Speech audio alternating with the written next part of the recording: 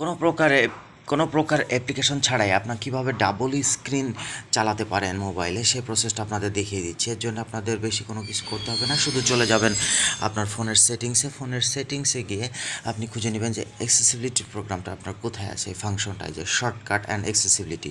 এখানে চলে আসলাম।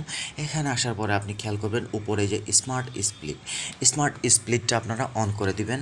এখানে যে ফাংশনগুলো আছে এই যেগুলো দেখেন, এই যে আমার এই সবগুলা কিন্তু অন করা আছে। এখানে যে দেখেন উপরে ডেমো দেখাচ্ছে যে 3টা আঙুল আপনি স্ক্রিনে রেখে উপরের দিকে দিলেই আপনার এটা স্প্লিট হয়ে যাবে। তো আমি এগুলো অন করে দিলাম আর এই সবগুলো ফাংশন আমি অন করে দিলাম। এরপর আমি আমার স্ক্রিনে চলে আসি, এখানকার কাজ শেষ। মনে রাখবেন শুধু শর্টকাট অ্যান্ড অ্যাক্সেসিবিলিটিতে এই ফাংশনটায় গিয়ে আপনি স্প্লিটটা চালু করবেন। হ্যাঁ, আমার এটা ভিভো সেট এখানে আছে, আপনার সেট হয়তো অন্য কোনোখানে থাকতে পারে, শুধু এই নাম দিয়ে আপনি সার্চ করবেন। তারপর ধরেন আমি এই যে ফেসবুকটা চালু করলাম, আমার এই ফেসবুকটা আসলে এখন এখানে আসার পরে এই যে দেখেন আমি 3টা আঙুল বসা দিলাম। এই